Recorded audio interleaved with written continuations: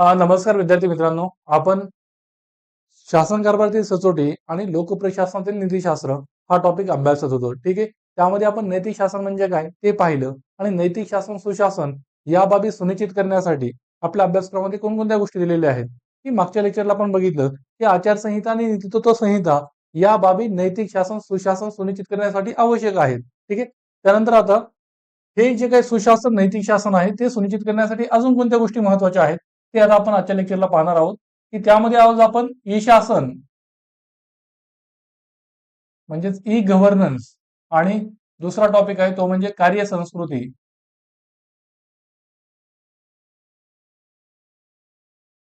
Work culture हे दोन topic आज आपण बघूयात.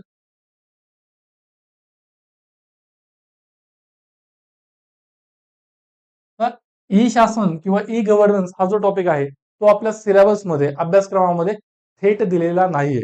मात्र GS2 आणि GS4 या दोन्ही पेपरच्या दृष्टीनं हा पेपर महत्वाचा हा टॉपिक महत्वाचा आहे. की जर आपल्याला सुशासन सुनिश्चित करायचं असेल तर ई शासनाला अधिकाधिक प्रोत्साहन देणं, त्याद्वारे पारदर्शकता आणणं, त्याद्वारे जो काही सरकारकडून नागरिकांना सेवांचा पुरवठा होतो त्याची गुणवत्ता सुधारणं या बाबी सुनिश्चित करण्यासाठी ई शासन महत्वाचं आहे. त्यामुळे आपण हा टॉपिक आपल्या नोट्समध्ये इन्क्लूड केलेला आहे. आणि त्यानंतर दुसरी महत्वाची गोष्ट आहे ती म्हणजे कार्यसंस्कृती. हा जो टॉपिक आहे तो आपल्या सिलेबसमध्ये थेट मेन्शन आहे. ठीक आहे. याच्यावरती प्रश्न येत असतात. त्यामुळे हा टॉपिक तुम्ही व्यवस्थित प्रिपेअर करणं गरजेचं आहे. याच्यामध्ये कार्यसंस्कृती म्हणजे काय, कार्यसंस्कृतीचं विश्लेषण आपण कसं करू शकतो, चांगली कार्यसंस्कृती म्हणजे नेमकं काय असतं, आपली प्रशासकीय व्यवस्थेची कार्यसंस्कृती काय आहे, या बाबी आपण यामध्ये अभ्यासणार आहोत. ठीक आहे. यामध्ये सुरुवातीला आपण ई शासन म्हणजे काय हे अभ्यासूयात.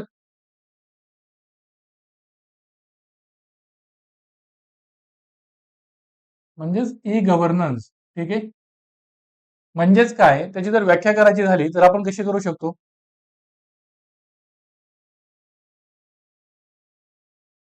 ह्याची व्याख्या करायची झाली तर कसं करू शकतो की सरकारचा दैनंदिन जो काही शासन कारभार आहे म्हणजे निर्णय घेण्याची प्रक्रिया, निर्णयांच्या अंमलबजावणीची प्रक्रिया, जनतेला सेवा पुरविठा करत असताना सरकार नागरिकांना वेगवेगळ्या स्वरूपाच्या सेवा पुरवितं. मग त्या सेवा पुरवित असताना नेटवर्कचा वापर करणं किंवा आयटीचा वापर करणं, आयटी म्हणजे इन्फॉर्मेशन टेक्नॉलॉजी, माहिती तंत्रज्ञानाचा वापर किंवा information technology enabled services ITES चा वापर करणं, त्याला आपण काय म्हणतो, ई शासन असं म्हणतो. ई शासन म्हणजे काय की शासनानं नागरिकांना सेवा पुरवठा करत असताना दैनंदिन कारभारामध्ये माहिती तंत्रज्ञानाचा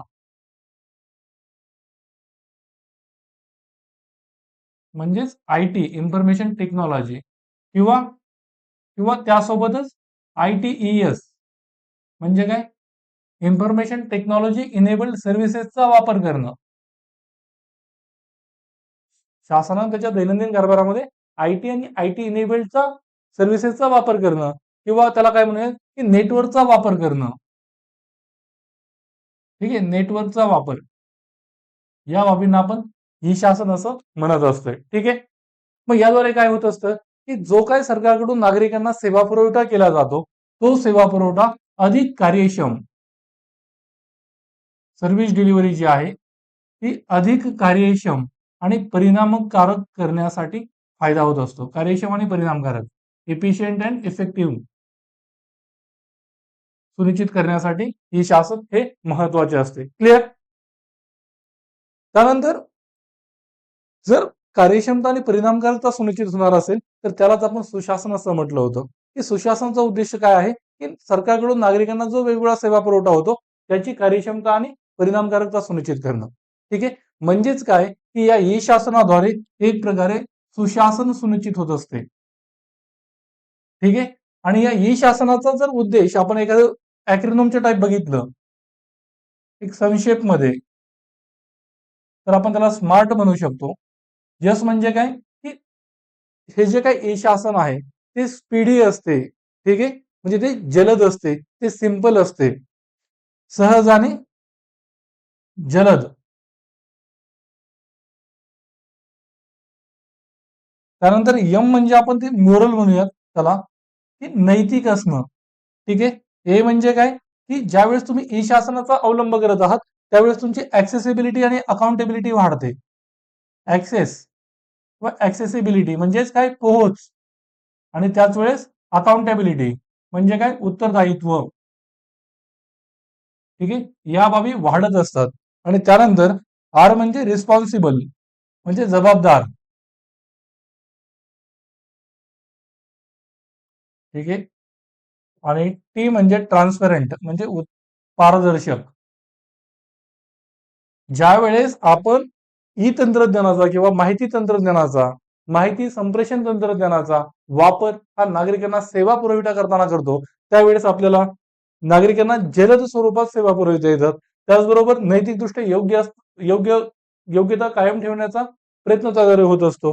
त्यानंतर एखादी सरकारची सेवा आहे, तिची पोहोच क्षमता म्हणजे जास्तीत जास्त लोकांपर्यंत पोहोचायचं असेल, तरी ई तंत्रज्ञान, ई शासन मदत करत असतं. त्यानंतर सरकारचं उत्तरदायित्व त्यामुळे सुनिश्चित होत असतं. ठीक आहे. त्यानंतर सरकारची जबाबदारी सुनिश्चित होत असते आणि पारदर्शकता सुनिश्चित करता येतं.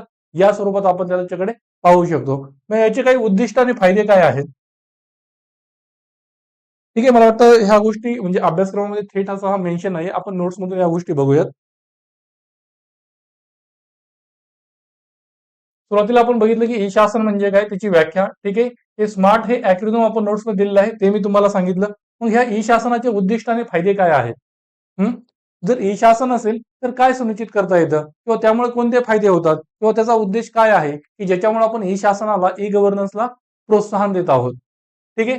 तर जलद सार्वजनिक सेवा पुरवठा, जो काय सेवांचा पुरवठा आहे, सरकारकडून नागरिकांना ज्या सेवा पुरवल्या जातात त्या जलद स्वरूपात देणं, त्यासाठी ई शासन मदतीचं ठरतं. जसं की डीबीटी असेल. डीबीटी म्हणजे काय, डायरेक्ट बेनिफिट ट्रान्सफर, म्हणजे थेट लाभ हस्तांतरण. म्हणजे आज आपण पाहतो की जाम ट्रिनिटीवर सरकारनं भर दिलेला आहे. जाम ट्रिनिटी म्हणजे काय, जनधन, आधार आणि मोबाईल. तुमचं आधार कार्ड असेल, तुमचं जनधन खातं असेल, बँक खातं, आणि तुमचं आधार कार्ड, तुमचं जनधन खातं असेल, आणि काय म्हणूयात आपण, जनधन, आधार आणि तुमचा मोबाईल, या तिन्ही गोष्टी एकमेकींना लिंक करणं. मग सरकारला जर तुमच्या खात्यामध्ये पैसे टाकायचे असतील तर सरकार केवळ तुमच्या आधार कार्डवरती थेट तुमच्या खात्यामध्ये पैसे टाकू शकतं, केवळ आधार कार्डद्वारे. ठीक आहे. मग ही जाम ट्रिनिटी आहे आणि यामुळे डीबीटी ही सरकारला नागरिकांच्या खात्यात थेट पैसा पाठवणं शक्य झालेलं आहे. आज आपण बघतो पीएम किसानच्या अंतर्गत शेतकऱ्यांना जे पैसे मिळतात थेट त्यांच्या आधार कार्डवरून थेट त्यांच्या खात्यामध्ये जमा होत असतात. ठीक आहे. या बाबी कशामुळे होत आहेत की आपण ई तंत्रज्ञानाचा वापर हा जास्तीत जास्त नागरिकांना सेवा पुरवठा करण्यामध्ये वाढवत आहोत आणि त्यामुळे नागरिकांना जलद सेवा पुरवठा करणं शक्य होत आहे. ठीक आहे. त्यानंतर दुसरं महत्वाची गोष्ट काय आहे की प्रशासनामध्ये पारदर्शकता आणि खुलेपणा आणण्यासाठी, की प्रशासनामध्ये अधिकाधिक पारदर्शकता येणार आहे, अधिकाधिक ओपननेस, खुलेपणा येणार आहे. त्याचं उदाहरण म्हणून आपण PFMS बघू शकतो, की पब्लिक फायनान्शियल मॅनेजमेंट सिस्टीम, की सरकारच्या एका खात्याकडून दुसऱ्या खात्याकडे जेव्हा निधी वर्ग होतो, सरकारचा निधी एखाद्या योजनेसाठी जसजसा खालच्या खालच्या स्तराकडे जातो, तो या सिस्टीम मध्ये दिसतो. या हा जो काही इनिशिएटिव्ह आहे सरकारचा, या सॉफ्टवेअरमध्ये त्या गोष्टी सगळ्या दिसतात, की सध्या पैसा, निधी हा कुठे अडकलेला आहे, कशामुळे अडकलेला आहे, सध्या पैसा कुठं गेला आहे. ठीक आहे. या बाबी इथनं हलत असतात. कुठनं, पब्लिक फायनान्शियल मॅनेजमेंट सिस्टीम. आणि त्यानंतर आपण जनसूचना पोर्टल बघितलं होतं राजस्थान सरकारचं, की राजस्थान सरकार नागरिकांना माहिती अधिकार कायद्याअंतर्गत जी माहिती उपलब्ध करून देणं गरजेचं आहे, ती सुमोटो, ऐच्छिकपणे, नागरिकांनी न मागता ती उपलब्ध करून देत आहे जनसूचना पोर्टलमधून.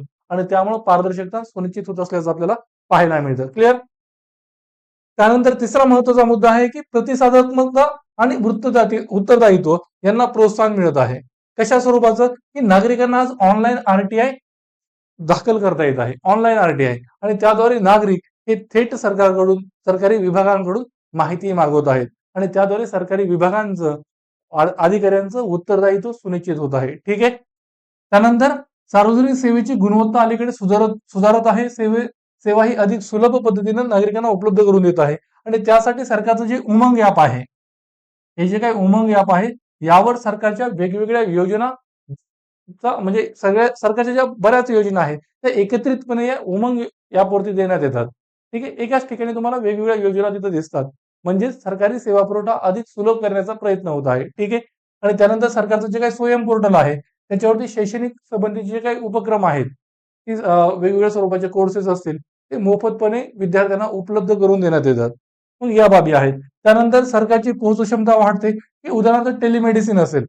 टेलिमेडिसिन म्हणजे काय, की दूरवरून एखादा डॉक्टर तुमचं काय म्हणतात, तुमचे रिपोर्ट बघत आहे, तुम्हाला सल्ला देत आहे. या गोष्टी इंटरनेटच्या माध्यमातून करणं. ठीक आहे. थेट तुम्ही डॉक्टरच्या पुढे अवेलेबल असण्याची गरज नाही फिजिकली. म्हणजे इंटरनेटवरून या गोष्टींची की तज्ञ स्वरूपाचे जे डॉक्टर शहरांमध्ये आहेत, मग ग्रामीण भागामध्ये डॉक्टरांची कमतरता आहे. अशा वेळेस ग्रामीण भागातील लोकांना शहरातील तज्ञ डॉक्टर उपलब्ध करून देणं इंटरनेटच्या माध्यमातून. म्हणजेच काय की सेवांची पोहोच वाढत आहे. ठीक आहे. त्यानंतर नागरिकांचं सक्षमीकरण करण्यासाठी महत्वाचं आहे. ज्यावेळेस माहितगार नागरिक असतात, इन्फॉर्म सिटिझनरी, त्यावेळेस सरकारवरती एक सरकारचं उत्तरदायित्व, जबाबदारी सुनिश्चित करण्याचं काम ते माहिती म्हणजे जागरूकता असलेले नागरिक करत असतात. ठीक आहे. त्यासाठी सुद्धा ई शासन महत्वाचं आहे. यामुळे भ्रष्टाचारात घट होणार आहे. कशा स्वरूपाचं? कारण की ई टेंडरची सुविधा सरकारनं सुरू केलेली आहे. ई टेंडर तुम्हाला जे काही तुम्ही म्हणजे सरकारचा एखादा प्रोजेक्ट असेल, त्या प्रोजेक्टसाठी ज्यावेळेस तुम्ही टेंडर भरता, त्यावेळेस ते तुम्हाला ते ऑनलाईन भरायचं आहे. आणि त्यावेळेस बाकीचे देखील ऑनलाईन स्वरूपात भरणार आहेत. आणि त्यामुळे जो काही टेंडरमध्ये जे घोटाळे व्हायचे, की सर्वाधिक चांगलं असलेलं टेंडर, सर्वाधिक चांगली बोली लावणाऱ्या व्यक्तीला ते टेंडर दिलं जायचं नाही. किंवा काय म्हणूयात की करप्शन, आपण जे भ्रष्टाचार प्रकरणात पाहिलं, की त्या वेगवेगळ्या स्वरूपाचे किकबॅक्स दिले जातात, साटेलोटे व्यवहार होत असल्याचं आपल्याला पाहायला मिळतं. प्रकल्पांची किंमत वाढवणं असेल किंवा अधिक किमतीनं टेंडर भरायला भाग पाडणं असेल. या गोष्टींवरती आता काही प्रमाणात मात करणं शक्य झालेलं आहे. कशामुळं? तर ई टेंडरमुळं. त्यानंतर लोकसहभाग अधिक सक्रिय आणि परिणामकारक होत आहे, की MyGovernment.in हे जे काही गव्हर्नमेंटची वेबसाईट आहे, त्याच्यावरती जाऊन नागरिक त्यांच्या प्रतिक्रिया त्यांची गाराणी मांडत आहेत. ठीक आहे. म्हणजे सरकारला त्याला प्रतिसाद द्यावा लागत आहे.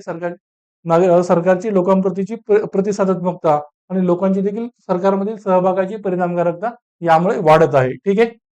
त्यानंतर विधायक मुद्द्यांवरती चर्चा होणं शक्य झालेलं आहे.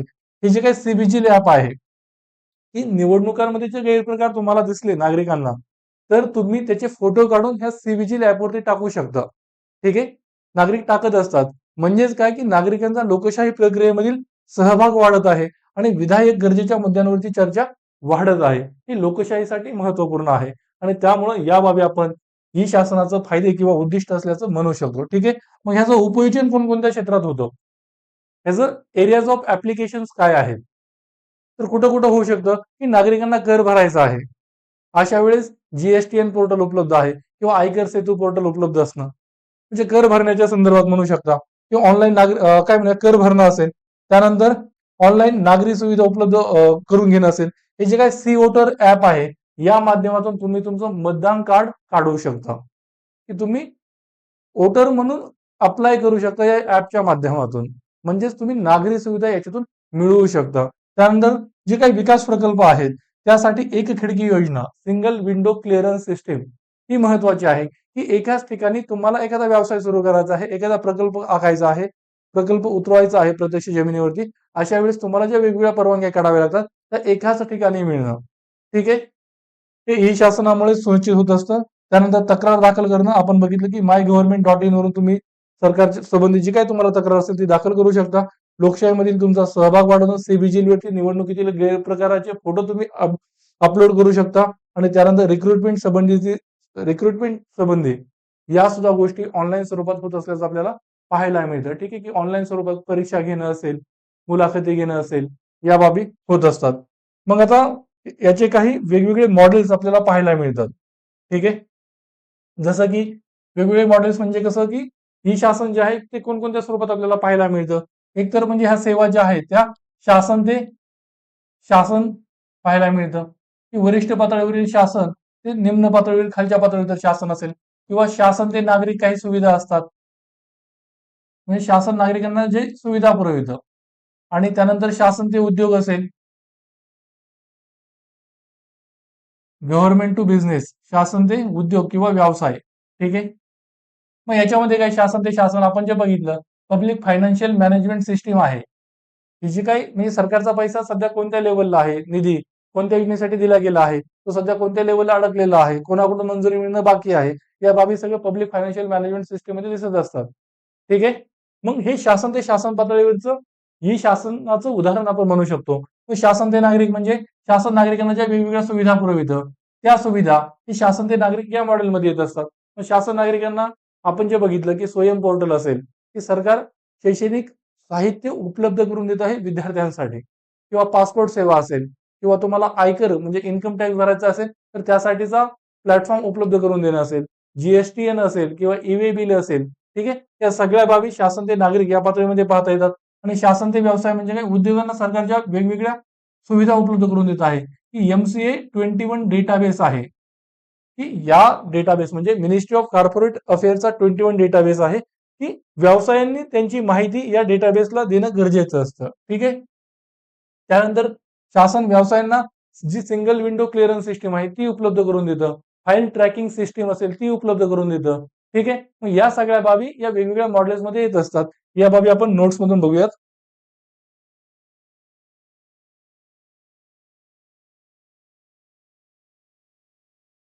ही जी काही ई शासनाची विविध प्रारूप आहेत ती काय आहेत? Government to citizen, government to business, government to government आणि सिटीजन टू गव्हर्नमेंट. ठीक आहे.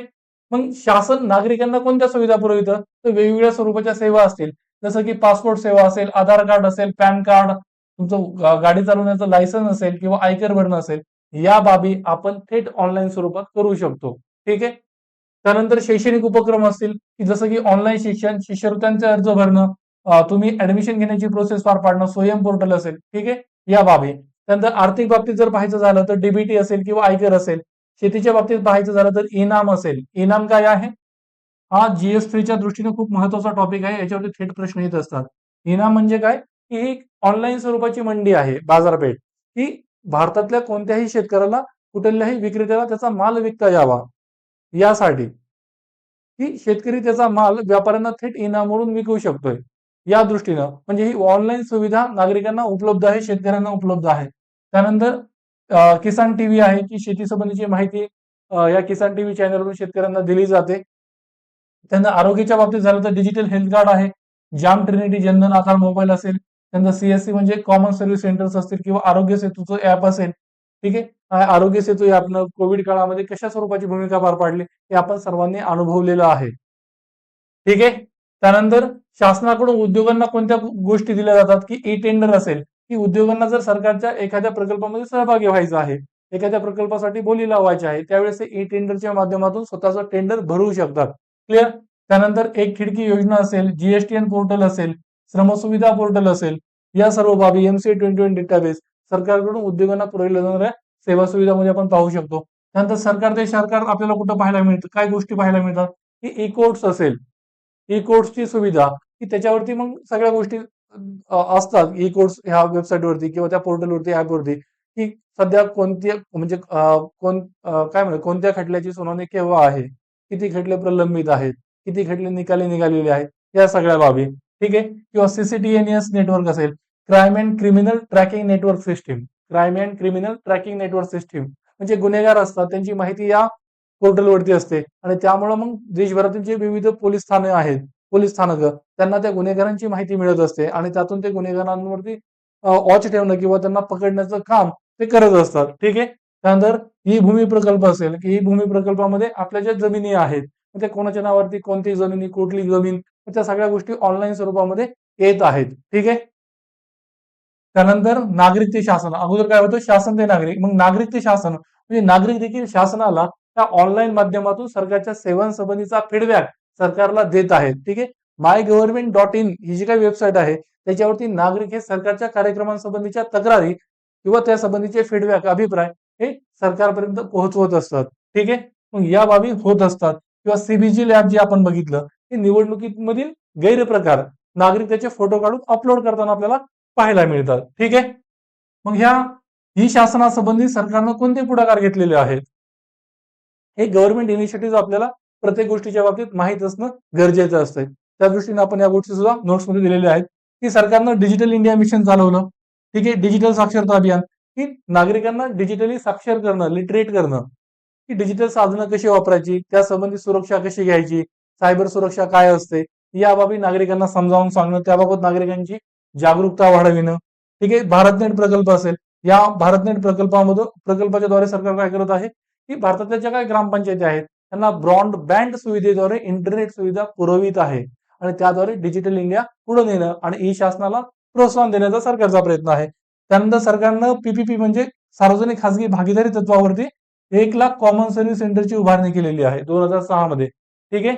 कॉमन सर्व्हिस सेंटर्स काय असतात, की आपण पाहतो आपल्या गावाच्या पातळीवर, तालुक्याच्या पातळीवरती ते जे सेतू केंद्र टाईप जे गोष्टी असतात, की तुमचा पीक विमा भरायचा असेल तर त्या गोष्टी तिथली मुलं हे भरून देत असतात, ती सेवा तुम्हाला देत असतात.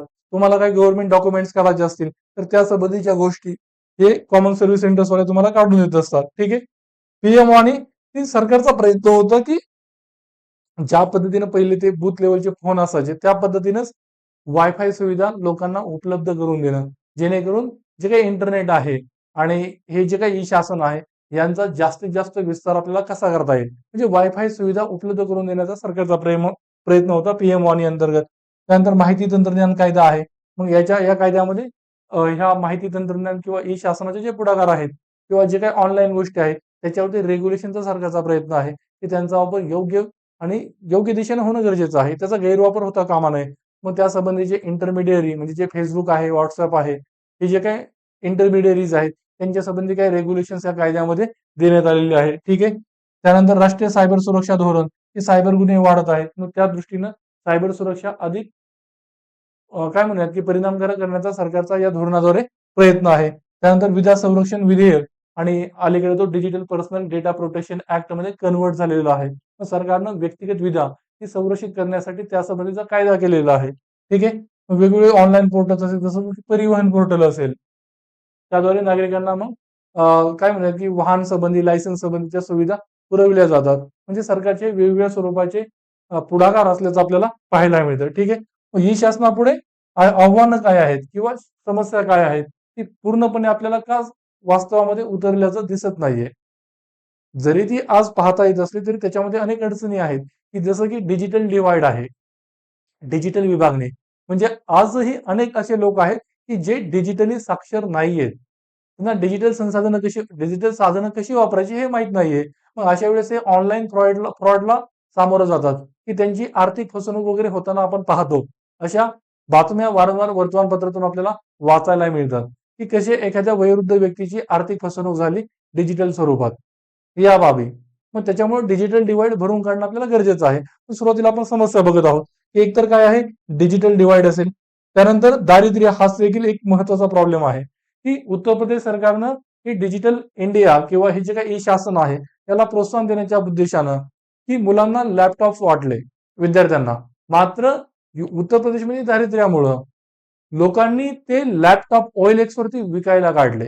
ठीक आहे. या गोष्टी म्हणजेच आपल्याला एक समावेशक विकासाची गरज आहे की जेणेकरून ह्या गोष्टी म्हणजे ह्या ज्या काही शासनाच्या गोष्टी आहेत त्या पुढल्या गोष्टी आहेत. अगोदर दारिद्र्य वगैरे या गोष्टींची सोडवणूक करणं गरजेचं आहे, निर्मूलन करणं गरजेचं आहे. त्यानंतर सुरक्षेसंबंधीची आव्हानं आहेत. जसं आपण बघितलं की आर्थिक स्वरूपाची फसवणूक होणं, सायबर गुन्हे होणं या गोष्टी वाढत चाललेल्या आहेत आणि त्यामुळे लोकांची आर्थिक साक्षरता आणि सायबर गुन्हे रोखण्यासाठी सायबर सुरक्षा धोरण अधिक प्रभावी आणि परिणामकारक करणं गरजेचं आहे. आणि या सायबर सुरक्षा धोरणांबाबत, सायबर गुन्ह्यांबाबत लोकांमध्ये जनजागृती वाढवणं गरजेचं आहे. ती समस्या असल्या कारणानं. ठीक आहे. त्याचप्रमाणे पायाभूत सुविधांचा देखील अभाव असल्याचं आपल्याला पाहायला मिळतं की काही ठिकाणी तुम्हाला इंटरनेटला रेंज नसल्याचं, नेटवर्क नसल्याचं पाहायला मिळतं. मग हे नेटवर्कचा जास्तीत जास्त विस्तार कसा करता येईल, नेटवर्क जे आहे त्याची गुणवत्ता कशी वाढवता येईल या गोष्टी बघणं गरजेचं आहे. आणि त्यानंतर एक ऍटिट्यूडनल प्रॉब्लेम आहे की आपली जी वृत्ती आहे ती जुन्याला चिटकून राहण्याची आहे आणि जे सनदी सेवक आहेत ते देखील यथास्थितीवादी वृत्तीचे पाहायला मिळतात की जैसे ते परिस्थिती आहे ती तशीच चालू ठेवणं, सुधारणांसाठी ते पुढाकार घेत नसल्याचं पाहायला मिळतं आणि त्यामुळे देखील ई शासनाला पुढे नेण्यामध्ये काही अडथळे येत आहेत. ठीक आहे. किंवा अजून क्षमता बांधणीचा अभाव आहे, मानवी संसाधन विकासाचा अभाव आहे. मानवी संसाधन म्हणजे काय, ह्युमन कॅपिटल म्हणजे शिक्षण असेल या बाबी तेवढ्या पुढे गेलेल्या नाहीयेत की जेणेकरून सर्व नागरिक हे अशा स्वरूपातही साक्षर आणि डिजिटल स्वरूपातही साक्षर होऊ शकतील. मात्र हे करणं गरजेचं आहे. ही एक समस्या आहे. त्यामुळे फ्रॉड्स वगैरे आपल्याला पाहायला मिळत असतात. ठीक आहे. मग या संबंधी आता आपण समस्या पाहिल्या. मग या समस्यांवरती आपण काय उपाय योजू शकतो? आपण कोणते उपाय योजणं गरजेचं आहे? त्या दृष्टीने आपण काही गोष्टी बघू शकतो की पायाभूत सुविधांची कमतरता आहे तर आपल्याला सार्वजनिक खासगी भागीदारी तत्वावरती PPP म्हणजे काय, सार्वजनिक आणि खासगी भागीदारी. सार्वजनिक म्हणजे काय, सरकारही असेल आणि त्यासोबत खासगी क्षेत्र देखील असेल, खासगी क्षेत्रातील कंपन्या देखील असतील, त्या एकत्र येऊन पायाभूत सुविधांची उभारणी करतील. ठीक आहे. त्यांनी ती करायला हवी. त्यानंतर मग त्यासाठी भारतनेट प्रकल्प, कॉमन सर्व्हिस सेंटर्स, PM वाणी या योजनांमध्ये खासगी क्षेत्राला सामावून घेणं. त्यानंतर कायदेशीर चौकट जी आहे ती तिची अधिक परिणामकारक अंमलबजावणी करणं. सरकारनं कायदा केलेला आहे की म्हणजे जे काही तुमचा पर्सनल डेटा वगैरे असेल, डिजिटल डेटा त्याचं संरक्षण वाढविण्यासाठी सरकारचा कोणता कायदा आहे की digital personal data protection act 2023. Digital personal data protection act तुमची जी व्यक्तिगत विधा आहे, खासगी विधा आहे, ती संरक्षित करण्यासाठी सरकारनं कायदा केलेला आहे. मग त्याची परिणामकारक अंमलबजावणी होणं गरजेचं आहे. ठीक आहे. त्यानंतर जे काही सरकारचं सायबर सुरक्षा धोरण आहे, त्यातही आता अपडेट करणं गरजेचं आहे, अद्ययावत करणं. त्यानंतर लोकांच्या सहभागाला चालना देणं, नागरी समाजाच्या सक्रिय सहभागाला प्रोत्साहन देणं, मानवी संसाधनाचा विकास करणं, क्षमता बांधणीवर लक्ष केंद्रित करणं. मग ही जी क्षमता बांधणी असेल ती पोलिसांच्या पातळीवर असेल, अंमलबजावणी अभिकरण यंत्रणांच्या पातळीवर असेल, की जी काय पोलीस स्टेशन आहेत ते आपल्याला सायबर दृष्ट्या अद्ययावत करणं गरजेचं आहे. सायबर पोलीस स्टेशन आपल्याला आज पाहायला मिळतात काही ठिकाणी, हैदराबाद सारख्या वगैरे ठिकाणी. ठीक आहे. मग यांची संख्या आपल्याला वाढवणं गरजेचं आहे. जे पोलीस तिथले पोलीस कर्मचारी आहेत त्यांना आपल्याला सायबर शिक्षण देणं गरजेचं आहे. ठीक आहे. जेणेकरून ते जे काही ऑनलाईन फ्रॉड्स वगैरे होतात त्यांचा छडा लावू शकतील. ठीक आहे. आणि दीर्घ कालावधीमध्ये आपल्याला लोकांच्या वृत्तीत बदल करणं गरजेचं आहे. समावेशक विकास घडवून आणणं गरजेचं आहे, की जेणेकरून आपण जो डिजिटल डिवाइड आहे, डिजिटल विभागणी आहे रे आणि नाही रे, म्हणजे डिजिटली साक्षर असलेले आणि डिजिटली निरक्षर असलेले, त्या डिजिटली निरक्षर असणाऱ्यांना साक्षर करणं, मुख्य प्रवाहामध्ये सामावून घेणं हे गरजेचं आहे. आणि त्यासाठी समावेशक विकास हा गरजेचा आहे. ठीक आहे. क्लिअर? इथपर्यंत ज्या गोष्टी समजल्या तुम्हाला, की ई शासन म्हणजे काय हे तुम्हाला माहित असलं पाहिजे. ते उद्दिष्ट, फायदे काय आहेत, त्याचं उपयोजन आपण कोणकोणत्या क्षेत्रामध्ये करू शकतो आणि त्याचे वेगवेगळे मॉडेल्स काय आहेत. गव्हर्नमेंट ते नागरिक, म्हणजे शासन ते नागरिक, शासन ते उद्योग, शासन ते शासन आणि नागरिक ते शासन. ठीक आहे. आणि त्यानंतर आपली पुढली वाटचाल काय असली पाहिजे, आपण समस्यांना समोर ठेवून हे ठरविणं गरजेचं आहे. आणि त्याच वेळेस सरकारचे पुढाकार काय आहे. ठीक आहे. या टाईपमध्ये. त्यानंतर मग आता आपण पुढला टॉपिक बघूयात, की कार्यसंस्कृती म्हणजे काय. कार्यसंस्कृती म्हणजे त्याला आपण इंग्लिशमध्ये काय म्हणतो, वर्क कल्चर. हा आपल्या अभ्यासक्रमामध्ये थेट मेन्शन असलेला टॉपिक आहे.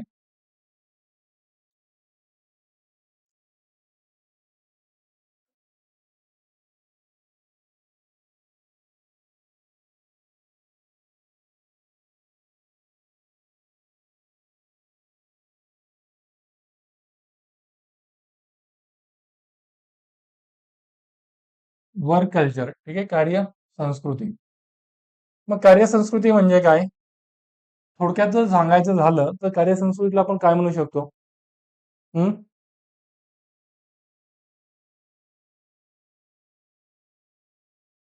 कार्य संस्कृती या शब्दावरून तुम्हाला काय समजते.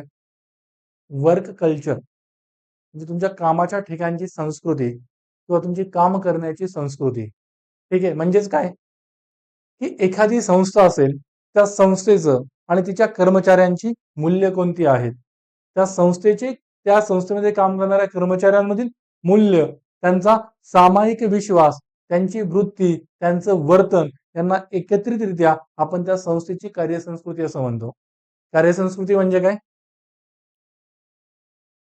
एखाद्या संस्थेची कार्यसंस्कृती म्हणजे त्या संस्थेची आणि तिच्या कर्मचाऱ्यांमधील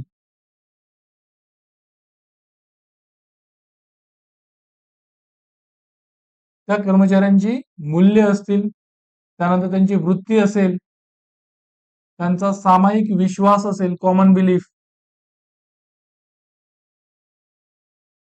आणि त्यांची आणि त्यांचे वर्तन असेल, या बाबींना एकत्रितरित्या आपण त्या संस्थेचं कार्य संस्कृती असं म्हणतो. त्या संस्थेची कार्यसंस्कृती कशी आहे, त्या संस्थेमध्ये जे नेतृत्व आहे किंवा त्या संस्थेमध्ये काम करणारे जे कर्मचारी आहेत, त्या संस्थेचे जे ग्राहक आहेत, त्यांची वृत्ती, वर्तन कशा स्वरूपाचं आहे, त्यांची मूल्य कोणत्या स्वरूपाची आहेत, किंवा ग्राहक त्या संस्थेकडे कोणत्या दृष्टीने पाहतात, सामान्य नागरिक त्या संस्थेकडे कोणत्या दृष्टिकोनातून पाहतात, त्यांचा त्या संस्थेबद्दलचा दृष्टिकोन, समज काय आहे, यावरून त्या संस्थेची कार्यसंस्कृती आपल्याला पाहायला मिळतं.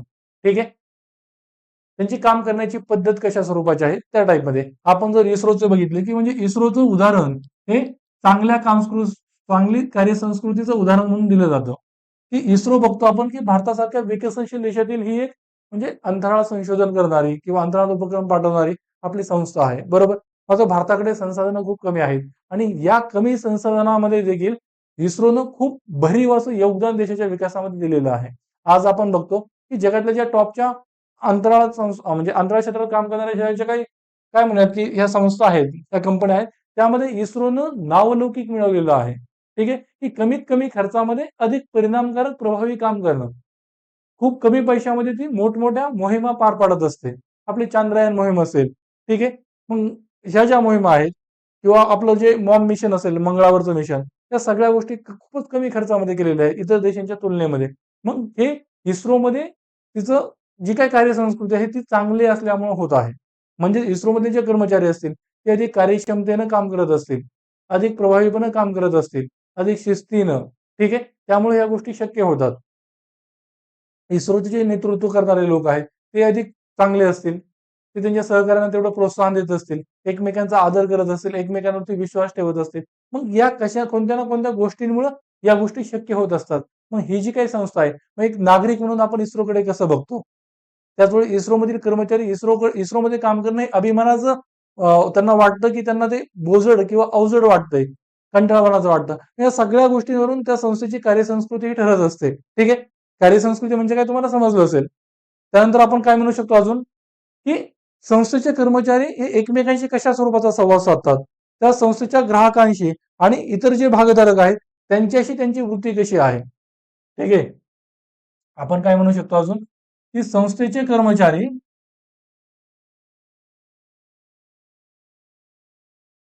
एकमेकांशी त्यांचा संवाद कशा स्वरूपाचा आहे, वर्तन कशा स्वरूपाचं आहे, या संस्थेच्या कर्मचाऱ्यांचं ग्राहक किंवा ह्या संस्थेचं ग्राहकांशी आणि इतर जे भागधारक आहेत, स्टेक होल्डर्स, त्यांच्याशी कोणत्या स्वरूपाची वृत्ती आहे, त्यांचं वर्तन कसं आहे. ठीक आहे. यावरून त्या संस्थेची कार्यसंस्कृती दिसत असते किंवा ठरत असते. समजतंय? म्हणजेच काय, की एखाद्या संस्थेकडे त्या संस्थेत काम करणारे जे कर्मचारी असतील, सामान्य नागरिक असतील, ग्राहक असतील, कसं पाहतात, त्यांचा त्या संस्थेप्रतीचा बोध, आकलन काय आहे. ठीक आहे. त्यांचं परसेप्शन काय आहे, संस्थेप्रतीचा बोध.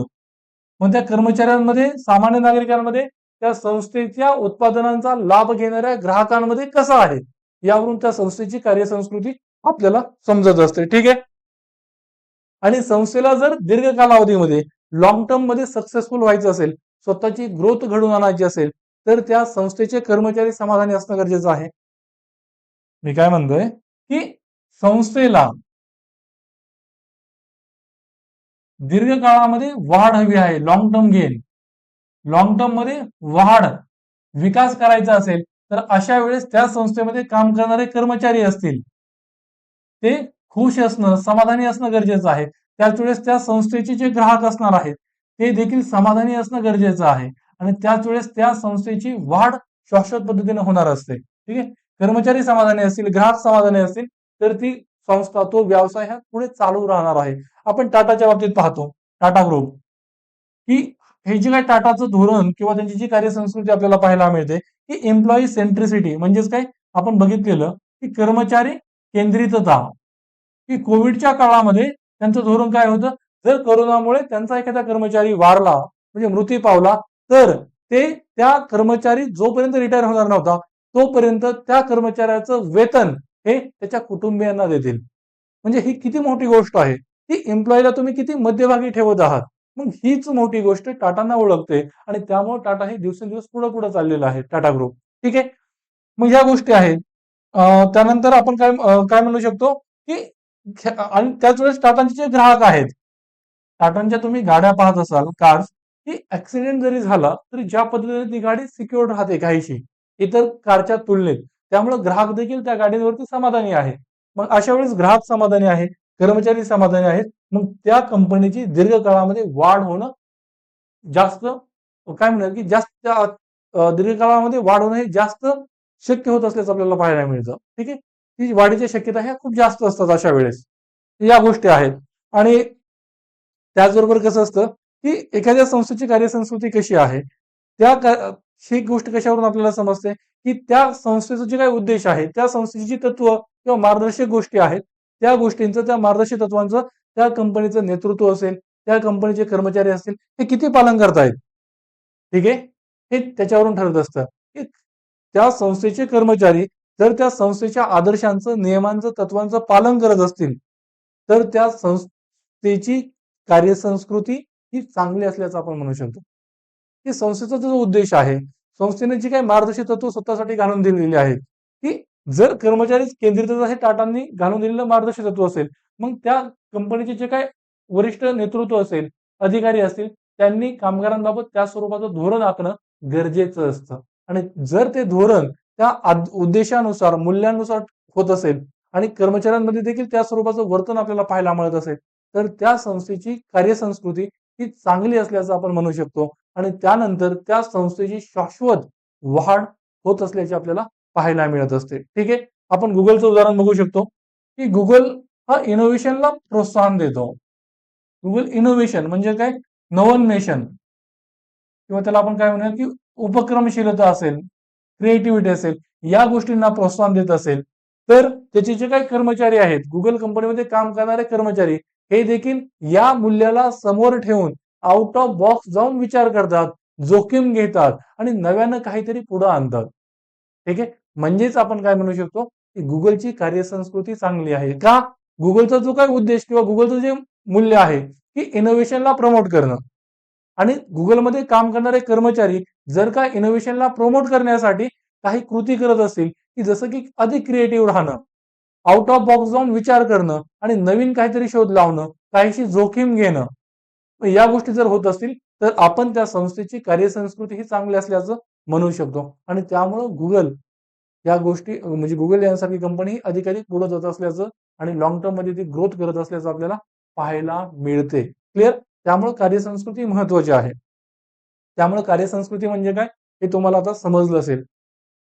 आपण पाहिलं कार्यसंस्कृती म्हणजे काय की संस्थेचा आणि तिच्या कर्मचाऱ्यांमधील मूल्य काय आहे, त्यांची वृत्ती काय आहे, त्यांचा सामायिक विश्वास काय आहे, त्यांचं वर्तन कसं आहे. मग हे वर्तन त्यांचं एकमेकांप्रतीचं वर्तन असेल, त्यांचं ग्राहकांशी वर्तन असेल किंवा ग्राहक नागरिक यांचा त्या कंपनी त्या संस्थेसंबंधीचा बोध परसेप्शन कशा स्वरूपाचा आहे, त्या सगळ्या बाबींवरून त्या संस्थेची कार्यसंस्कृती ठरत असते. ठीक आहे. आणि चांगली कार्यसंस्कृती असणं हे त्या कंपनीच्या त्या संस्थेच्या वाढीसाठी गरजेचं असतं. क्लिअर इथपर्यंत सगळं? मग आता या कार्यसंस्कृतीचं विश्लेषणाचे घटक काय असतात? आपण एखाद्या संस्थेच्या कार्यसंस्कृतीचं विश्लेषण कसं करू शकतो?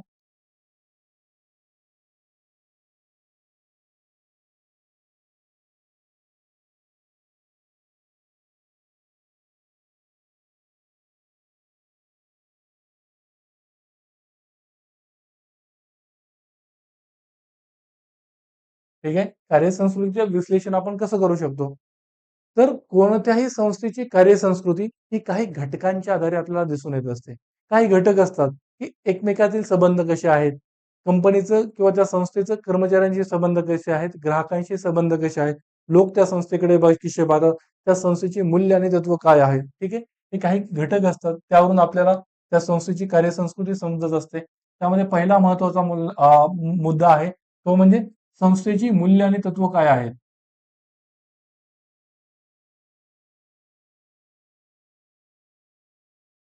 म्हणजेच काय की ती संस्था कोणत्या मूल्य आणि तत्वांवर उभी आहे यावरून आपण त्या संस्थेच्या कार्यसंस्कृतीचा एक अंदाज घेऊ शकतो. ठीक आहे. ती जर संस्था सार्वजनिक असेल तर त्या संस्थेचं मूल्य किंवा तत्व हे लोककल्याण, लोकांचं कल्याण घडवून आणणं हे असल्याचं आपल्याला पाहायला मिळतं. पण तीच संस्था एखादी जर कॉर्पोरेट संस्था असेल, एखादी खाजगी कंपनी असेल, तर कॉर्पोरेट संस्थांचं कोणतं तत्व असतं? Three piece principle. म्हणजेच काय की प्रॉफिट असेल, नफा, त्यानंतर पीपल असेल म्हणजेच लोकांचं, ग्राहकांचं कल्याण आणि त्याच वेळेस प्लॅनेट असेल म्हणजेच वसुंधरेचं देखील कल्याण झालं पाहिजे म्हणजे पर्यावरणाचं देखील जतन झालं पाहिजे. मग हे एका कॉर्पोरेट संस्थेचं मूल्य किंवा तत्व असल्याचं आपल्याला पाहायला मिळतं. सार्वजनिक संस्थेचा उद्देश काय असणार आहे? लोकांचं जास्तीत जास्त कल्याण घडवून आणणं असेल. ठीक आहे. म्हणजेच ही संस्थेची मूल्य आणि तत्व काय आहेत याद्वारे आपण कार्यसंस्कृतीच्या म्हणजे त्या संस्थेचं कार्यसंस्कृतीचं विश्लेषण करू शकतो. क्लिअर? त्यानंतर की ती संस्था आणि त्या संस्थेचे कर्मचारी यांमध्ये कशा स्वरूपाचे संबंध आहेत. की संस्थेचं कर्मचाऱ्यांशी संबंध.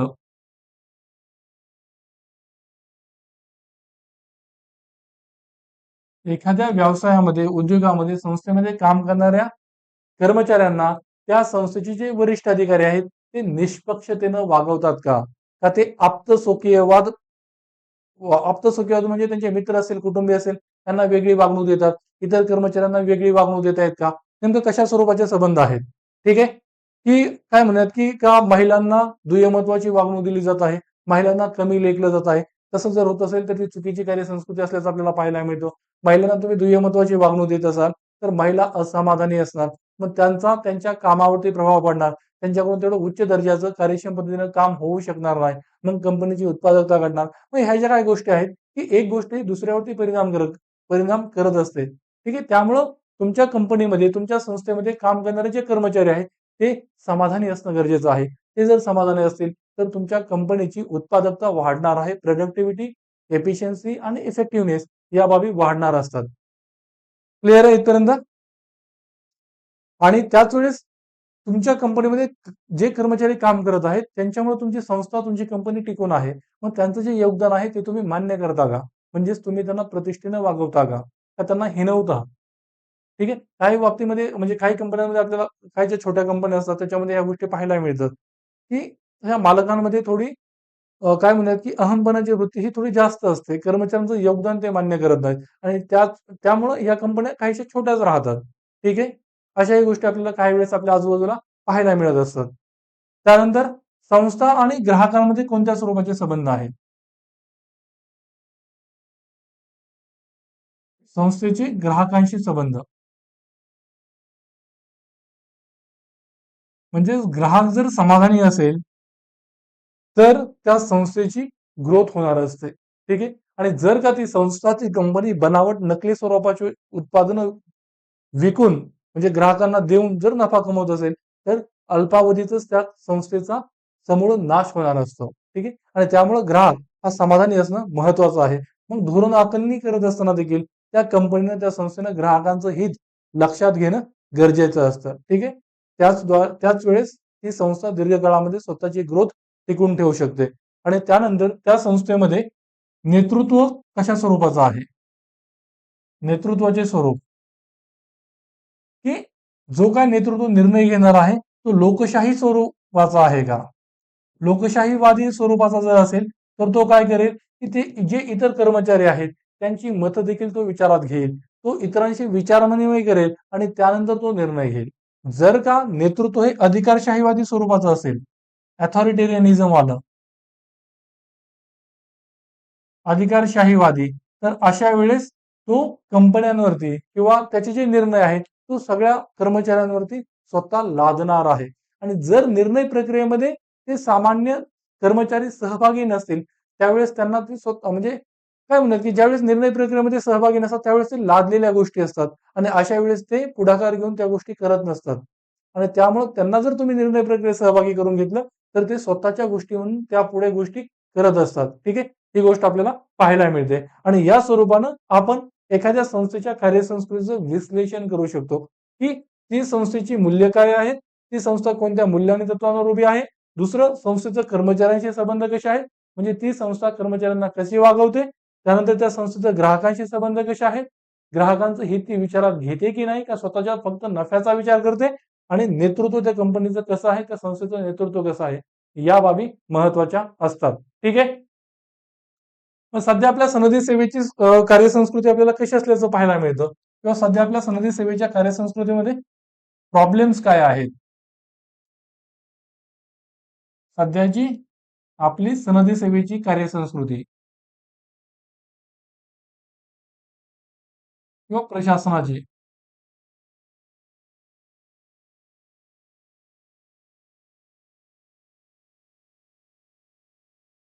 सनदी सेवेची कार्यसंस्कृती वर्क कल्चर कसं आहे हे आपण पाहतो किंवा दुसऱ्या प्रशासनिक सुधारणा आयोगानं देखील म्हटलेलं आहे की आपल्या इथं पारदर्शकतेचा अभाव आहे आणि गुप्ततेवर जास्त भर आहे. ठीक आहे. पारदर्शकतेचा अभाव आहे, गुप्ततेवर जास्त भर आहे. अशा वेळेस नागरिकांना माहिती ही काय म्हणूयात की पुरविली जात नाही. ठीक आहे. त्यानंतर आपल्या प्रशासकीय व्यवस्थेमध्ये आपल्याला काय पाहायला मिळतं की प्रक्रिया जी आहे ती खूपच जटिल आणि क्लिष्ट स्वरूपाची आहे, अवघड. आणि त्यामुळे लालफितशाही किंवा रेड टेपिझम आपल्याला पाहायला मिळतो. लाल फितशाही म्हणजेच काय की दिरंगाईपणा, की तुमची जी फाईल आहे, तुमचा जो अर्ज आहे तो अडकून राहणं, तुमच्या कामाला विलंब होणं. या गोष्टी होत असल्याचं आपल्याला पाहायला मिळतं. त्यानंतर की जे सनदी सेवक आहेत ते जैसे थे वादी वृत्तीचे आहेत. म्हणजेच ते नवीन नवीन पुढाकार घेत नाहीत. जे जसं चाललं आहे तसंच टिकून ठेवतात.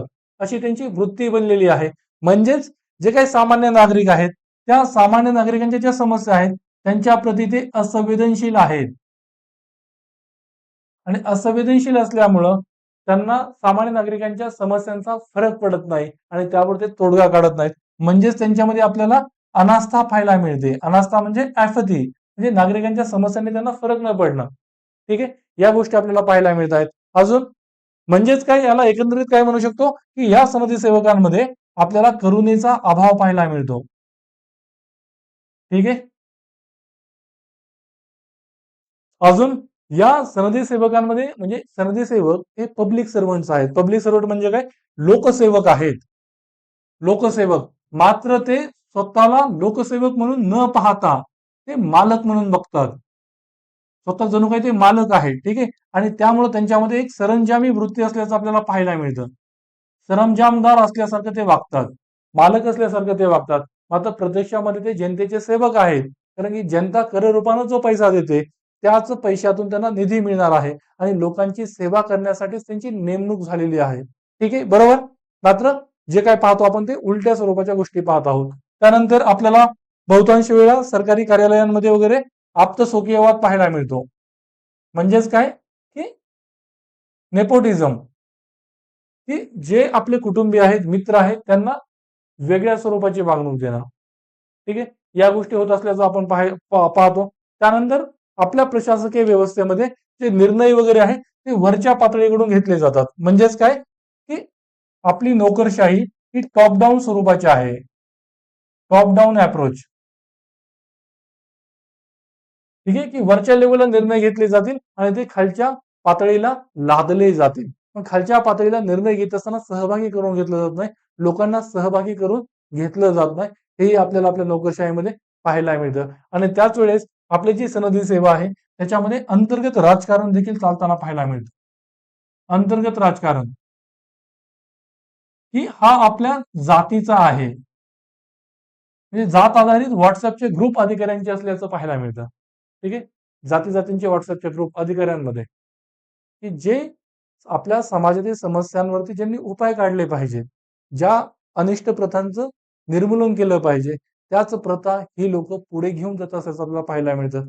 जातीयवादी राजकारण आपल्या सनदी सेवेमध्ये आपल्याला पाहायला मिळतं. ठीक आहे, या बाबी महत्वाच्या आहेत. मग आता ही जी काही कार्यसंस्कृती आहे ही बदलवणं आणि एक चांगलीच कार्यसंस्कृती रुजविणं यासाठी आपले काही प्रयत्न सुरू असतात. आपल्या सरकारचे काही प्रयत्न आहेत, जसं की माहिती अधिकार कायदा असेल, आरटीआय. या अंतर्गत तुम्हाला माहिती उपलब्ध करून द्यावी लागत आहे सरकारी कार्यालयांना, सरकारी अधिकाऱ्यांना. यावेळी सरकारची पारदर्शकता आणि उत्तरदायित्व सुनिश्चित होत आहे. ठीक आहे. त्यानंतर यासोबतच जे काही सिटीझन चार्टर आहे, नागरिकांची सनद, याद्वारे देखील सरकारी कार्यालयांना एका निश्चित कालावधीमध्ये योग्य गुणवत्तेची सेवा नागरिकांना पुरवावी लागत आहे. नागरिकांची सनद काय हे आपण पुढे पाहणार आहेत. मी अगोदर तुम्हाला सांगितलंय की नागरिकांची सनद म्हणजे असं दस्तऐवज असतं की सरकारच्या सेवा, कोणत्या स्वरूपाची सेवा आणि त्यासाठी तुम्हाला कोणते डॉक्युमेंट देणं गरजेचं आहे, जेणेकरून तुम्हाला ती सेवा मिळू शकेल, या बाबी त्या दिलेल्या असतात. कालावधी असेल, शुल्क असेल त्या सेवेला मिळवण्यासाठीचा. आणि जर ती तुम्हाला सेवा त्या गुणवत्तेची त्या कालावधीत मिळाली नाही तर त्या संबंधीची गाऱ्हाणे निराकरण यंत्रणा देखील असते. तुम्ही तक्रार कुठं करावी, कशी करावी, त्या बाबी, त्याला आपण नागरिकांची सनद असं म्हणतो. आणि त्या दृष्टीने वेगवेगळ्या राज्यांचे लोकसेवा हमी कायदे आलेले आहेत, की जर तुम्हाला त्या निश्चित कालावधीत तुमची सेवा मिळाली नाही तर इतर तुम्हाला म्हणजे मला वाटतं कर्नाटक सरकारची सकल योजना आहे की नागरिकांना अशा वेळेस नुकसान भरपाई सुद्धा दिली जाते. ठीक आहे, या गोष्टी आपण पुढे बघणारच आहोत. मग नागरिकांची सनद असेल, माहिती अधिकार कायदा असेल आणि त्याचसोबत मग ही शासनाचे जे पुढाकार आहेत किंवा सेवा हमी जे कायदे आहेत, सेवा हमी कायदे, जसे की कर्नाटकची सकल योजना असेल किंवा ही शासनाचे जे पुढाकार आहेत, की याद्वारे आपण आपल्या शासनाची कार्यसंस्कृती, प्रशासकीय व्यवस्थेची, सनदी सेवेची कार्यसंस्कृती सुधारवण्याचा प्रयत्न करत आहोत. ठीक आहे, जी काही चांगली कार्यसंस्कृती असते ती कशी असते मग, चांगल्या कार्यसंस्कृतीची वैशिष्ट्ये कशी असतात, म्हणजे ती वैशिष्ट्य म्हणून आपल्याला काय पाहता येऊ शकतं.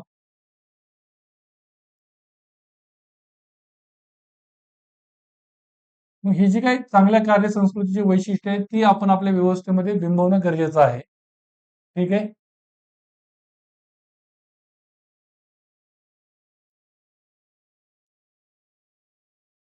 की चांगल्या कार्यसंस्कृतीमध्ये कोणत्या बाबी आपल्याला पाहायला मिळतात, की एखादी संस्था तिथं काम करणारे किंवा सनदी सेवा असेल, त्या सनदी सेवेमध्ये काम करणारे जे सनदी सेवक, लोकसेवक आहेत, पब्लिक सर्व्हंट, त्यांचं व्यक्तिगत जीवन आणि सार्वजनिक जीवन म्हणजे त्यांचं जे काही खाजगी जीवन आहे आणि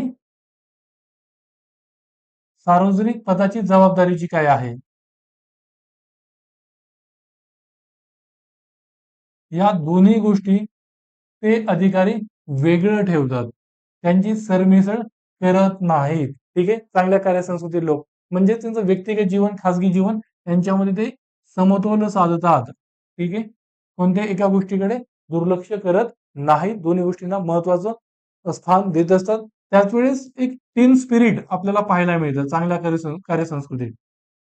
टीम स्पिरिट म्हणजे एक सांघिक भावना असते. सांघिक भावना, एकमेकांना सहकार्य करणे वगैरे या बाबी येत असतात. त्यानंतर की ज्यावेळेस चांगली कार्यसंस्कृती आहे, त्यावेळेस इथे लोकशाही स्वरूपाचे निर्णय घेतले जातात. त्यावेळेस इथे लोकशाही वृत्ती असल्याचं आपल्याला पाहायला मिळतं. इतरांना विचारात घेणं, इतरांशी विचार विनिमय करणं आणि त्यानंतर निर्णय घेणं, कोणावरही निर्णय न लादणं, या पद्धती या संस्कृतीमध्ये आपल्याला पाहायला मिळत असतात. त्यानंतर जरी कॉम्पिटिशन असली तरी ती निरोगी स्वरूपाची कॉम्पिटिशन, हेल्दी स्वरूपाची कॉम्पिटिशन पाहायला मिळते, निरोगी स्पर्धा. ठीक आहे. त्यानंतर त्या संस्थेमध्ये जे काम करणारे कर्मचारी आहेत त्यांच्या प्रती चांगलं धोरण असतं. कर्मचारी केंद्रितता, जसं की टाटा यांचं उदाहरण असेल. ठीक आहे. टाटा ग्रुपचं उदाहरण असेल. त्यानंतर चांगल्या कार्यसंस्कृतीमध्ये आपल्याला कोणत्या गोष्टी पाहायला मिळतात, की त्यांच्यामध्ये एक फ्लॅट हायरार्की असते. फ्लॅट हायरार्की म्हणजे काय,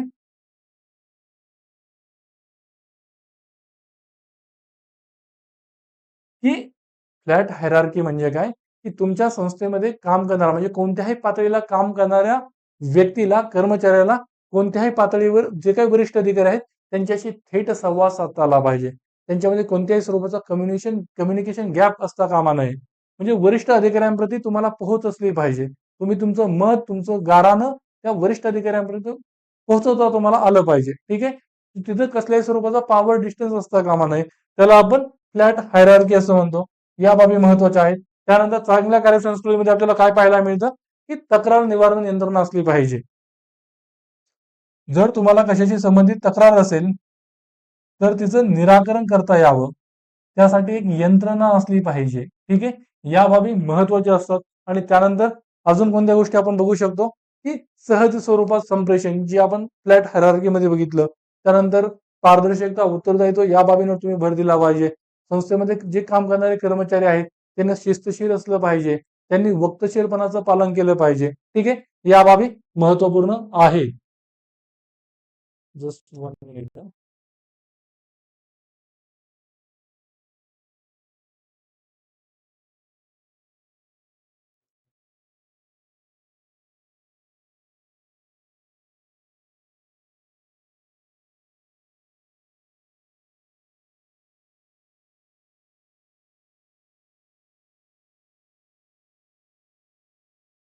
ठीक आहे. या बाबी महत्वाच्या आहेत. आणि त्याचबरोबर जे त्या संस्थेमध्ये काम करणारे किंवा सनदी सेवेचं जर आपण उदाहरण बघितलं, की सनदी सेवेतील अधिकारी हे काही वेळेस आपल्याला रिॲक्टिव्ह असल्याचं पाहायला मिळतं. एखादी समस्या उभी राहिली त्यानंतर ते उपाय शोधणार. पण रिॲक्टिव्हच्या ऐवजी आपल्याला प्रोएक्टिव्ह असणं गरजेचं आहे. म्हणजे तहान लागल्यावर विहीर खोदण्यापेक्षा अगोदरच पाण्याची सोय करणं. ठीक आहे.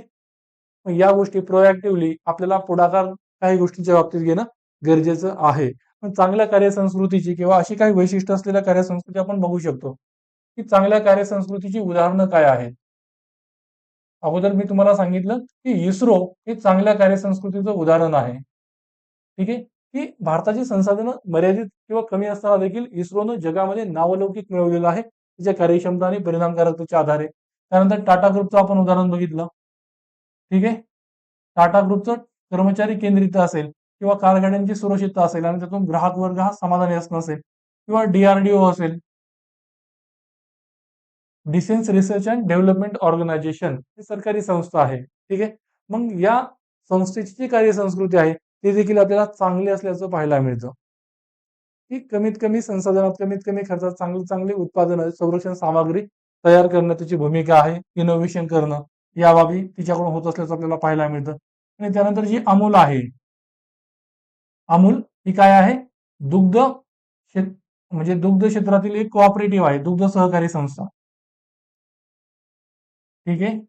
जे वर्गीस कुरियन आहेत त्यांची ही अमूल उभा करण्यात खूप महत्वाची भूमिका राहिलेली आहे.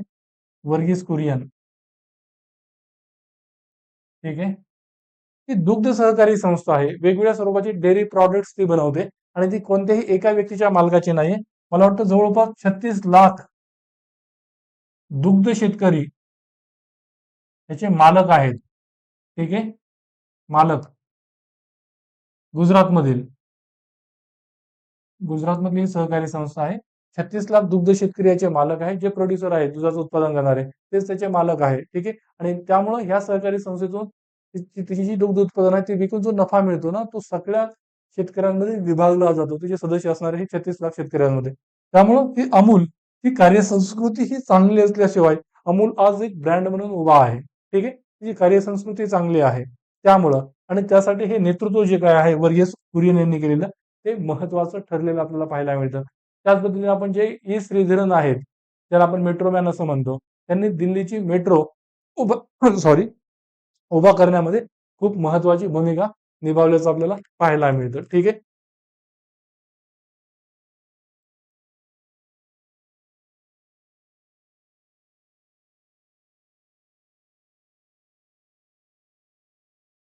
मग जर चांगली कार्यसंस्कृती असेल तर तिचे काय परिणाम असतात?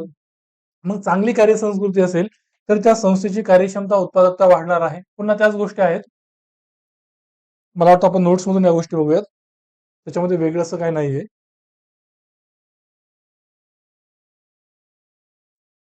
ठीक आहे. चांगल्या कार्यसंस्कृतीचे विश्लेषणात्मक घटक आणि सनदी सेवेची सध्याची कार्यसंस्कृती हे टॉपिक आपण बघितले. त्यानंतर चांगल्या कार्यसंस्कृतीची वैशिष्ट्ये आपण बघितली, उदाहरणं बघितली. मग चांगल्या कार्यसंस्कृतीचं महत्व काय आहे? तर चांगली कार्यसंस्कृती असेल तर त्या संस्थेची कार्यक्षमता, उत्पादकता, गुणवत्ता ही सुधारणार आहे. क्लिअर? त्यानंतर काय होऊ शकतं, की कामाच्या दरम्यान व्यक्ती-व्यक्तींमध्ये जे संघर्ष आहेत, एकमेकांबद्दलचा हेवा वगैरे ह्या गोष्टी राहणार नाहीत. कारण की कार्यसंस्कृतीला आपण काय म्हटलं होतं, की कर्मचाऱ्यांमधील संबंध कसे आहेत, याला सुद्धा आपण कार्यसंस्कृती असं म्हणत असतो. ती जर चांगलं असतील तर व्यक्ती-व्यक्तींमध्ये, कर्मचाऱ्यांमध्ये हेवी असणार नाहीत. त्यामुळे उत्पादकता वाढेल. त्यानंतर टीमवर्कची भावना राहील. ठीक आहे. सांघिक काम केलं जाईल. कामगारांचा आत्मविश्वास वाढेल. कर्मचारी हे समाधानी राहतील. त्यामुळे कार्यक्षमता, गुणवत्ता वाढेल. सेवा पुरवठ्याची गुणवत्ता यामुळे वाढणार आहे. सरकार अधिक चांगल्या सेवा देऊ शकतं. वरिष्ठ नेतृत्व आणि संस्थेतील इतर कर्मचाऱ्यांमध्ये पोषक संबंध निर्माण होणार आहेत. आणि जर जे काही सामान्य कर्मचारी आहेत त्यांना देखील चांगल्या भावना आल्या, की आपल्याला चांगल्या पद्धतीने ट्रीट केलं जात आहे. आपल्याला भेदभावाची वागणूक दिली जात नाही. आपलं जे श्रम आहे त्याचं योगदान मान्य केलं जात आहे. अशा वेळेस त्यांच्या समाधानाच्या अवस्थेमुळे कंपनीला लॉंग टर्म मध्ये फायदा होणार असतो. ठीक आहे. मग सनदी सेवेमध्ये इष्ट कार्यसंस्कृती म्हणजे डिझायरेबल वर्क कल्चर काय आहे? ही चांगली कार्यसंस्कृती सनदी सेवेसाठी कशी असेल, की जी आपण उभी करणं गरजेचं आहे. तर त्याच्यामध्ये त्याच जी काही सनदी सेवेची पायाभूत मूल्य वगैरे आहेत त्या गोष्टींना धरून आपण यात गोष्टी लिहू शकतो, की समाजातील कमजोर समूहांप्रती करुणा आणि प्रतिसादात्मकता सनदी सेवकांमध्ये आणि सनदी सेवेमध्ये असणं गरजेचं आहे. ते करुणा. त्यानंतर कामाची स्पष्ट विभागणी जर असेल तर आपण उत्तरदायित्व सुनिश्चित करू शकतो, की कोणाचं कोणतं काम आहे त्यानुसार त्यानं ते काम केलं आहे की नाही या गोष्टी आपण सुनिश्चित करू शकतो. त्यानंतर की सनदी सेवकांनी जैसे ते स्थितीला जे चाललंय तसं चालू द्यावं हा दृष्टिकोन टाळला पाहिजे आणि नवीन नवीन गोष्टी आत्मसात केल्या पाहिजेत, कौशल्य नवीन शिकले पाहिजेत आणि जुन्या गोष्टी बदलणं गरजेचं असेल तर त्या बदलल्या पाहिजेत आणि त्या संबंधित जो जुन्याला चिटकून राहण्याचा दृष्टिकोन आहे तो त्यांनी सोडणं गरजेचं आहे. त्या दृष्टीने नवीन कौशल्य आत्मसात करणं आणि आपण जे बघितलं की आपली प्रशासकीय व्यवस्था की जी काही प्रक्रिया आहे ती किचकट आणि अवजड असल्याचं आपल्याला पाहायला मिळतं. त्यामुळे लालफितशाही आपल्याला पाहायला मिळते की कामं अडकून राहतात. नियम खूप किचकट आहेत. ठीक आहे. मग ते नियम आपल्याला सुलभ करणं गरजेचं आहे. प्रक्रिया आणि नियमांचं सुलभीकरण होणं गरजेचं आहे. त्यानंतर सनदी सेवकांचे विवेकाधिकार खूप जास्त आहेत. ते विवेकाधिकार कमी करणं गरजेचं आहे. जेणेकरून जर अप्रामाणिक अधिकारी जरी त्या पदावरती असला तरी देखील त्याला त्याच्या पदाचा गैरवापर, दुरुपयोग करता येऊ नये यासाठी विवेकाधिकार कमीत कमी करणं. ठीक आहे. त्यानंतर जे काही नेतृत्व करणारे लोक आहेत त्यांनी स्वतःच्या आचरणातून आदर्श घालून दिला पाहिजे, की फक्त चांगल्या गोष्टी बोलणं नव्हे तर त्यांच्या वर्तनातून, कृतीतून, निर्णयांतून देखील त्यांचं चांगलं आचरण दिसणं गरजेचं आहे. ठीक आहे. या बाबी आपण कार्यसंस्कृतीमध्ये बघू शकतो. क्लिअर? मग कार्यसंस्कृती आणि सुशासन हा टॉपिक इथं संपलेला आहे. ठीक आहे. पुढे आपण सेवा पुरवठ्याची गुणवत्ता हा टॉपिक अभ्यासणार आहोत आणि सार्वजनिक निधीचा विनियोग. मला वाटतं ह्या बाकीच्या गोष्टी आपण उद्याच्या लेक्चरला बघूयात, की कार्यसंस्कृती आणि ई शासन हे टॉपिक तुम्हाला व्यवस्थितरित्या समजले असतील. ठीक आहे. याच्यामध्ये कुठं काही अडचण असेल, डाऊट असेल तर तो तुम्ही मला विचाराल. तोपर्यंत आपण थांबूयात. बाकी गोष्टी पुढच्या लेक्चरला बघूयात आणि या संबंधित जे पीवायक्यूज असतील ते मी तुम्हाला आपल्या ग्रुपवरती सेंड करेल. ठीक आहे. सगळ्यांनी ते पीवायक्यूज अटेम्प्ट करायचे आहेत. Thank you so much.